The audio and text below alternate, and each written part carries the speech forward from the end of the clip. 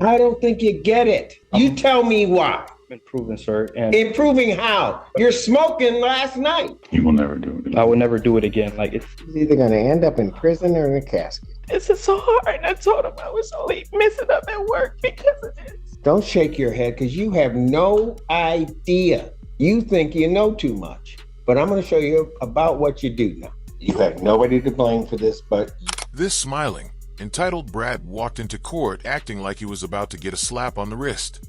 But in reality, he's staring down life in prison for brutally beating his girlfriend. And the details here are ugly.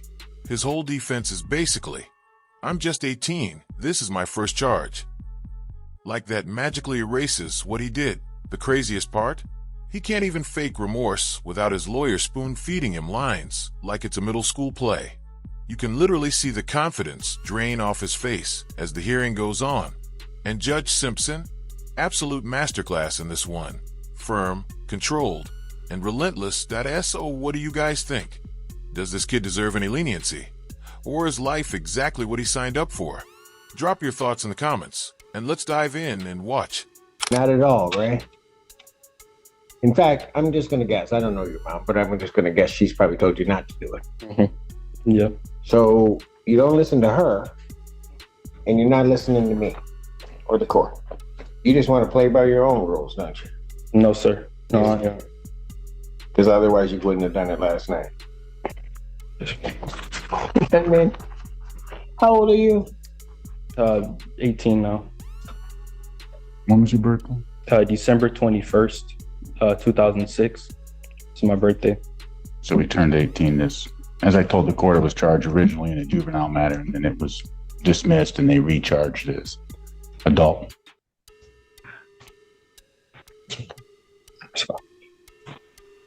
You understand, young man, that you are facing a life offense. Yes, sir. Yes, Your Honor. You understand that? Yes, Your Honor. And it's taken a lot for me to realize what position I am in, and I don't think you get it.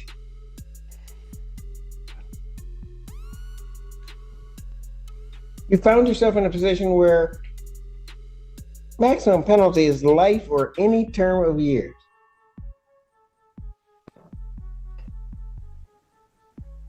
Have you graduated high school? No, sir. No, you haven't even graduated high school and you're facing a life offense. And then somebody just gives you some simple rules to follow, some simple things not to do. And you can't do that. You can't follow your mother's rules. You can't follow the court's rules. You can't follow any rules. So you tell me why, if you're just going to throw away your life, why I shouldn't just lock you up right now? No. You tell me why. Improving, sir. And improving how? You're smoking last night. Tell me how that's an improvement. I do it. I'm gonna tell you why. I usually need to study or focus study, and it helps me focus while studying. I listen to music, and I honestly no harm for it. And you will never do it. I would never do it again. I can quit whenever I'm not addicted to it or anything. I just like it because it helped me study. Great. I got good. My grades are improved now. Back since I've been out. I've been having broken. Did you tell your mother you needed something to help you study? I said I prefer. I actually. Did you tell your mother that? No. No, sir. Because you're just so grown, you took it on your own. Sorry. I was trying to do things on my own, and clearly I messed up. And this just shows that I need my mother to supervise me and to. You're not listening to her. I don't, and I'll be honest with you, I went through the bond form, Mr. McGoes. I don't understand how he has a PR bond. I don't. So the family would not be able to make a high cash bond or a significant money bond. He came to the court with no prior history of any misconduct. He is high school senior, on track to graduate. I explained to the magistrate how the family has all come together to take care of this, help assist this young man through this time. He's on a tether, on house arrest. All he is able to do is go to school and church. And I believe those are the two places that he's gone to. Yeah, those are two places that he's been. He is not a risk of committing any offenses. He's not a risk of Yes, he is. any. Because he did it already. It's possible, and not to excuse anything here, Judge, but it's possible that I didn't explain the conditions sufficiently to this young man. How's that feel with your sword in your chest? I don't think I understand the court. I don't mind attorneys falling on the sword for their client, Thank but you. this young man is not listening. This attorney is trying his hardest to paint this kid as some innocent first-time offender. But let's be real, nobody in that courtroom is buying it. This isn't some little mistake you fix with community service. He's accused of beating his girlfriend so badly she needed serious medical care. And here's the kicker. After those charges, he still thought it was a genius idea to smoke weed the day before court. That right there shows he's not ready for freedom. He walked in smirking, probably thinking the judge would feel sorry for him. But that smile, it's about to vanish real quick. He's playing dumb, literally getting coached through fake remorse, hoping everyone forgets just how serious this really is. So what do you guys think? Does this kid deserve life in prison? If not, how long would you sentence him? He is not. He is just going to decide to do things his way. And I think his problem is he's running to the wrong judge to try to do stuff his own way. Understood, Judge. I would suggest that perhaps if he were to test regularly and prove to Your Honor that he does respect the court, does understand what he needs to do. You know, Mr. Margolis, I don't mean to interrupt you. No worries. It's almost not so much about respecting the court, although I do require that. But you know, I'm sitting up there watching on the Zoom screen and I see his mom just standing beside her child. And it's the fact that you don't respect her that is really irritating me. And because of that, you're not even doing the things to respect yourself. You're an 18-year-old kid up here facing life for what? And again, I don't know your mom, but you got these charges come up. You got your mom scared to death. If Your Honor would like to speak with her, she'd be more than happy to talk to the court. Right?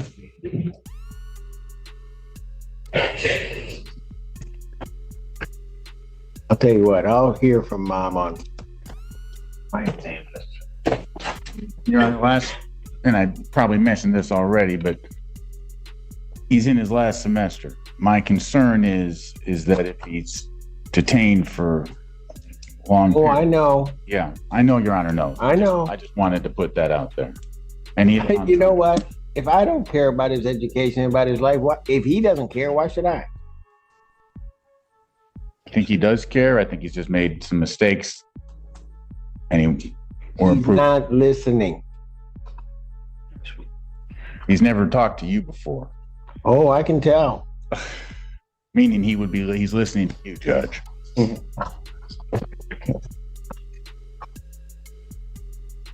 Mom, is there anything you want to say? I know this is not. Excuse me one moment. Oh, yes. Please. Let me see where he wants her to speak. That right there, of course. Put him over there with you, Alan, and then Mom can come up so I can hear her. State your name. Nicole Barrow. All right. What do you Thank want? What do you want to tell me? I know most moms will say that they have like a good kid and they give you this long spiel and then they do something bad and they're like, oh no, you should believe it. But when I tell you, like, I'm in shock, utter shock. he was really a good kid and still is. I did not know. I knew he had a vape, but it wasn't marijuana. And I did tell him it was bad for his lungs. Prior to that, he was my only child that I knew for sure was going somewhere. He's never smoked, never been in any trouble. Him and his brother had started a business where they were selling hoodies in school.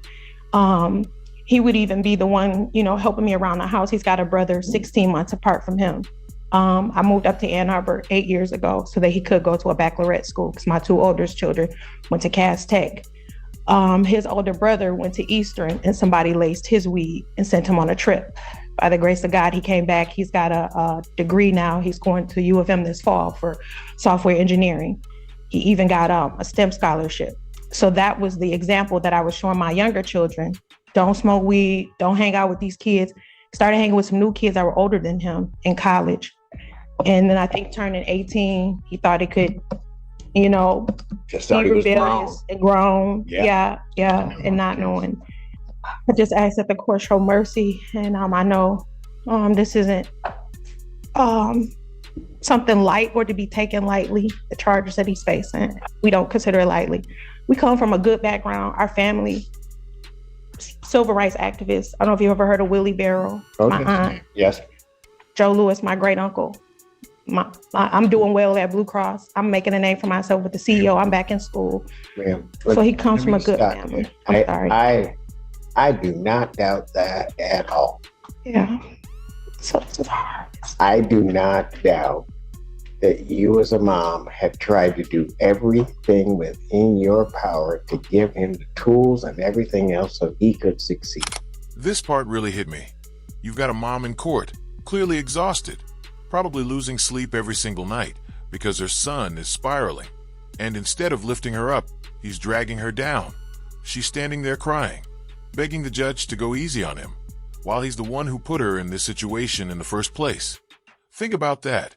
She carried him for 9 months, raised him, and now she's forced to stand beside him as he faces life in prison. That's not just stressful, that's heartbreaking. Now, I'm not saying he necessarily deserves life, but he definitely needs something to wake him up. Even a year or two behind bars might finally shake the entitlement out of him. Oh, let me ask you, do you blame the mom for how this kid turned out? And if you do you still feel bad for her, standing there like that? I that is not a doubt. Like I said, I don't know you, but when I saw you on the screen, it wouldn't be easy for you, but if you just walked away from your kid that might have done wrong, I don't know that anybody would blame you necessarily. You didn't do that. You were standing cheek to cheek with him. Yeah. So understand any decision that I make, it's no reflection on you. Sure. I understand. But what I also understand is I've been doing this long enough to realize if he keeps getting away with this stuff, he's either going to end up in prison or in a casket. Don't shake your head because you have no idea.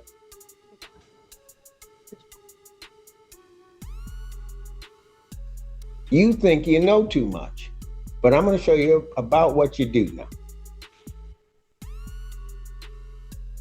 Mom, is there anything else you want to tell me? He thought marijuana was legal and he could do that. And then they didn't tell us the probation. I know it's wrong, but they didn't give us restrictions or to anything to him. And I think he didn't know it because that's what he said coming in. If that, I know it's not helpful. I got you. I thank you for allowing me. His bond conditions are what his bond conditions are. I understand they may not have told him, but you told him. Yeah, He knew. I did tell him. And I just asked if you do makeup on, can you make it affordable for me? It's just me. And then I've been missing work already. I've missed almost a month. They're on me. I got to go meet with my HR on Monday about my job. This is so hard. And I told him I was only messing up at work because of this. I thought I could handle it. Okay. I'm sorry. No, do not apologize. I'm sorry. I'm so sorry.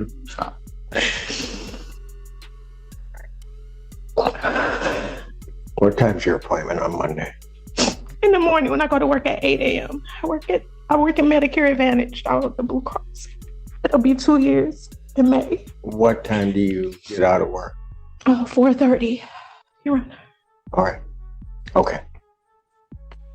And you work, how far is it from your work to here? It takes me about 45 minutes. To get here? Yeah. All right. Okay. Thank you. Thank you.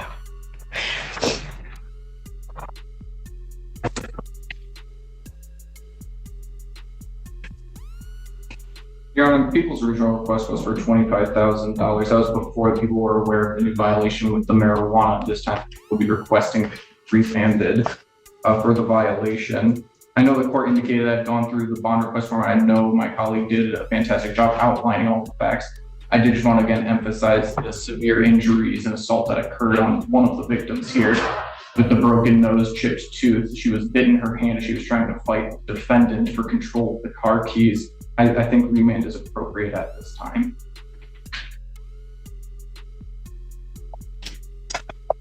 I have nothing additional to add, Judge. This isn't the time to talk about the facts. We do have compelling defense to this case, but I'm not going to get into them now. This is a first offense, first charge of the lifetime for this young man. The family does not have money to pay a high bond. I would, if Your Honor was going to change the bond, I would suggest something in the range of 10 to 25,000, 10% if possible. But if I make it higher than that, then family doesn't have it. And then he doesn't graduate. Correct. And everything's a mess. Correct. And everything's a mess. Man, this whole thing is just one giant guilt trip aimed straight at the judge. And honestly, you've got to give the attorney credit. He's putting on an Oscar-level performance. The mom is in tears. The emotions are flying. But let's be real. None of that erases what happened to the victim. That girl didn't just get hurt. She was wrecked physically and emotionally. And now this kid wants mercy. After smoking weed the day before court? Come on. That alone proves he still doesn't get it. I don't care how many people cry on his behalf. He needs to feel the consequences of what he did. Do you guys think that performance actually swayed anybody in the room? Because me personally, I don't buy it for a second. Hey man, anything you want to say? Hold on. I just want to say that I do learn from my mistakes. I'm getting closer to God. I know I do look at my mistakes, and I know it impacts my family, and I know it impacts my mother, and it really breaks my heart. I've been improving. I've been improving in school, my business. I'm helping opening up a business today, actually, for pregnant women, for a pregnancy pillow. I'm trying to do the right thing, and I won't smoke again. That's no problem for me to not smoke again. I won't, other than that, I've been following my probation rules. I've been texting my probation officer. I've not committed any other violations. I've been going to school on time, and I really apologize to the court. I'm sorry. I apologize to you. And that's it.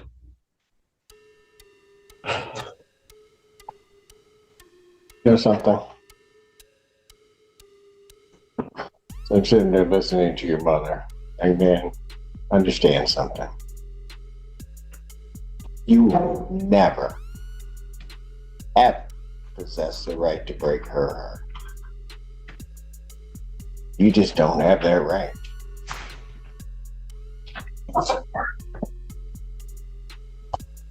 Normally, an easy thing for me to do is to accede to the people's request. If I accede to the people's request, you're not out. You don't graduate. Everything becomes a whole mess. But it also seems that if I let you out, you can't seem to follow the rules or do anything. So what I'm going to do is I'm going to think about it. And I'm going to decide what I want to do. But you're not leaving here today, Mr. Allen. What I'm going to do is I'm going to revoke your bond. You sit there and you think about it. I'm going to set a bond hearing 4 o'clock on Monday, 4 p.m. I'm setting 4 p.m. so you can get into the building. Ma'am, you get to work. You get here. We'll be here. We'll wait for you. Okay? We'll finally have somebody that's waiting on you as opposed to you waiting on everybody else and everything falling through. But what you're going to do, young man, since you can't seem to understand what kind of life you're kind of headed to, You ever been in jail? Yeah. For how long? They put me in here for 4 days. On this Okay. case, Judge. On this- Well, you're gonna be back here. And then when come Monday, you might just stay in. You have nobody to blame for this but you. So at this time, defendant is remanded.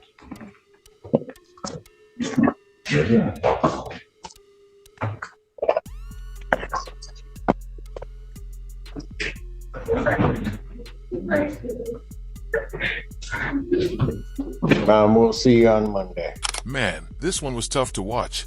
That kid walked into court like it was nothing. But after hearing everything, the injuries, the fact he got caught with weed the night before, yeah, he needed to be humbled. I think Judge Simpson handled this one perfectly. He didn't get emotional. He didn't sugarcoat it. He just laid it out plain and simple. That's what I love about Judge Simpson. He keeps it real and straight to the point. And honestly, with the attorney trying to sugarcoat everything and the mom up there crying, a lot of judges might get swayed. But not Simpson. He saw right through it. He knew this kid needed a life lesson. Even keeping him in jail for a week feels like the bare minimum. So yeah, I'm really happy with how Judge Simpson handled this. I'll definitely be following up on this case soon. Let me know in the comments what you thought about the case, the judge, and this bratty little kid. And hey, if you enjoyed this breakdown, I'd really appreciate a like and subscribe.